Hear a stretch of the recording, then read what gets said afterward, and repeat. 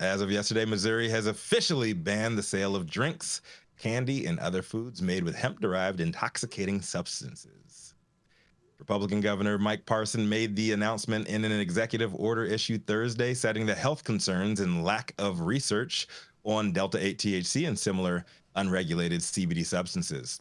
Parson did, however, make it clear that the order does not prohibit consumption of psychoactive hemp products, just the sale of them. Per the Associated Press, Governor Parson told reporters gathered in his Jefferson City Capitol building office that the rules are not here to punish consumers. The goal is to safeguard the health and safety of Missourians, especially the most vulnerable, the children.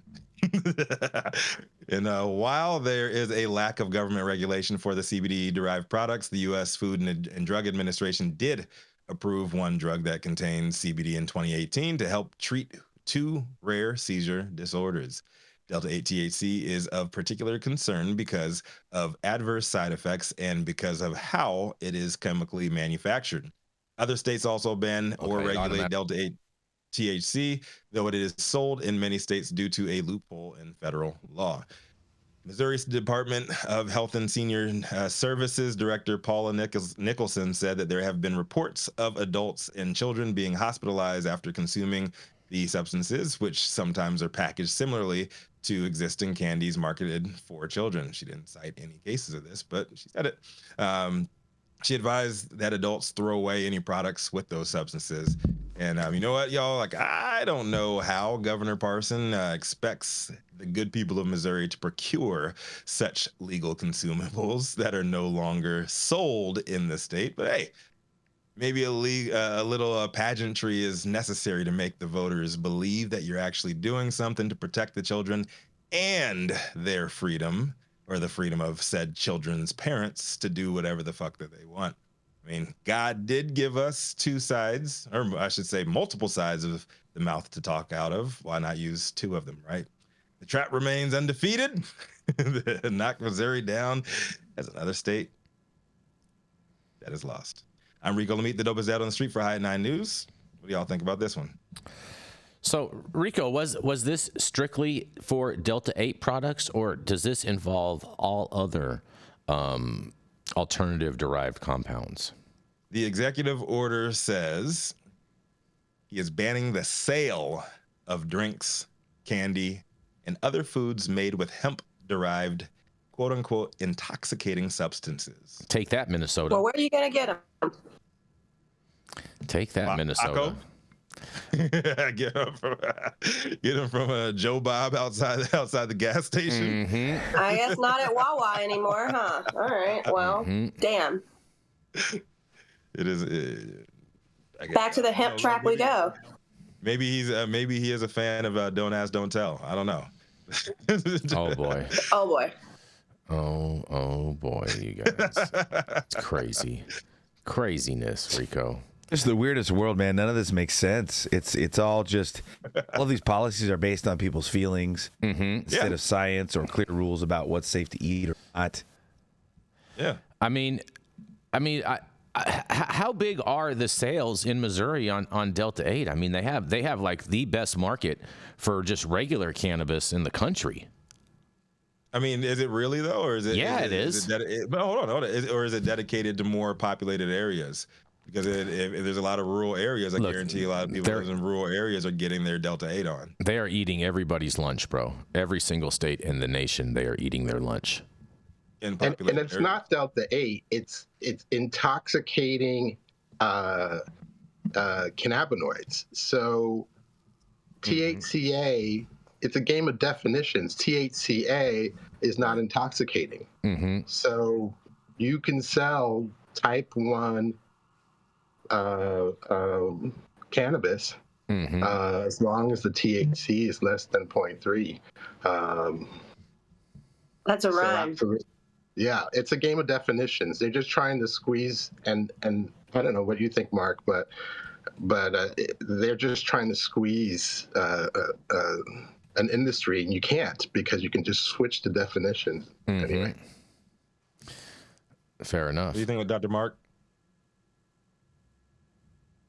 Dr. Mark, I was having difficulty unmuting myself. No, Mark's in let me know Puerto if there's Rico. too He's much. at the club. He got booty in front of him. You know what I'm saying? Exactly. Yeah, let me know if there's too much background noise here. Yeah, so THCA has 2 orders of magnitude lower of binding constant to the CB1 protein than does decarboxylated THCA, i.e. Delta-9 THC. Delta-8 THC only has slightly less than Delta-9, so the decarboxylated forms are indeed psychoactive.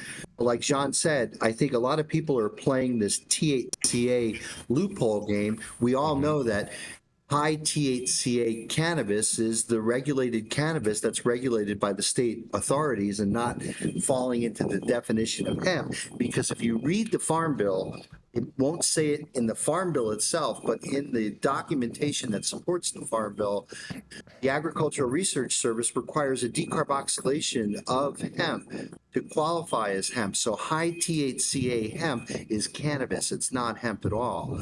But I think the loophole that could be exploited here, Jason, would be there are things like THCP Yep. and THCB, which they claim come from hemp, but they don't come from hemp at all. They come from a synthetic lab, but they fly under the banner of being hemp-derived intoxicating cannabinoids.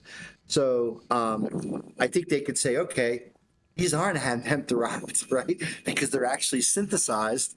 So maybe, that's a way of skirting around hemp-derived intoxicating things. But yeah, things like Delta-8, HHC, those do have CB1 binding activity. And John, I guess what they're defining as intoxicating would be agonizing CB1 receptors. And so that gives us the bliss or the high that we all know as cannabis users. So, yeah, I think there could be kind of a way of skirting this. What I see is in states that have very powerful regulated cannabis industries and those cannabis businesses are making money, they're probably spending a little bit of that money on lobbying. And the lobbying could be used, again, to have this kind of influence to kind of snuff out the hemp-derived market and to grab that market share for the regulated businesses that have put a lot of investment and are employing people to grow weed in Missouri. Missouri's got a pretty active program, right? That's they have what I'm pretty saying. active regulated program. Yeah. So like in Colorado and in California, where there's pretty activated, cannabis programs, those businesses don't want any unfair competition landscape by having hemp-derived products at gas stations and available on the internet that don't have to undergo third-party testing, that don't need security cameras around their facilities. They don't need to do FBI background checks on their employees. And yeah, you could produce psychoactive substances for a whole lot less than these regulated cannabis businesses. I wonder how this will work for like direct-to-consumer products, because legally the transaction would happen wherever the bin is, wherever that credit card or debit card purchase is made. And so therefore they actually wouldn't be selling it in Missouri unless the bin for the financial transaction was in Missouri, but it would just be being shipped there. I tell you what, Parody Gummies is going to take advantage of that. Yeah, they are. 100%. Any thoughts on that, Rico? I know you love the finances and following money.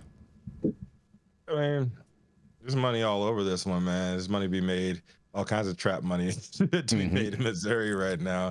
I mean, they're banning these products. People want them. They're going to get them regardless. I mean, Illinois is, they've recessed. They're on vacation right now, and then they're supposed to be banning also, or they're leaning towards banning these products. When does this ban go into effect? You think banning guns in Chicago has kept the guns out of Chicago? Right. Hell no. When does this ban go into effect, Rico? September 1st. September 1st. Well, it'll be real interesting to see the final quarter of this year's numbers from these dispensaries to see if this has any effect as far as increasing revenues for the stores that operate in Missouri. I doubt it. I doubt it'll see. You don't think it'll move the needle at all? You won't see any type of increase at all. Just look normal, stagnant. Just keep on normal I don't growth. think so. Okay. Yeah.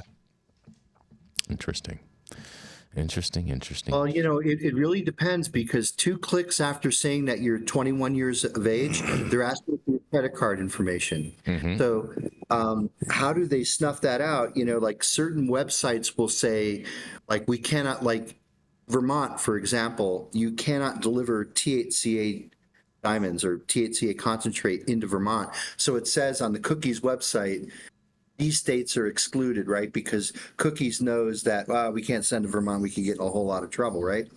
So But that's maybe not what this is saying, though, Dr. Mark. It's saying that they don't allow for the sale, and that's why I was alluding to it would depend upon where the bin, as far as your transaction is happening, where that bin is located for that is where the transaction is happening. So therefore, there wouldn't be a sale unless your bin was in Missouri.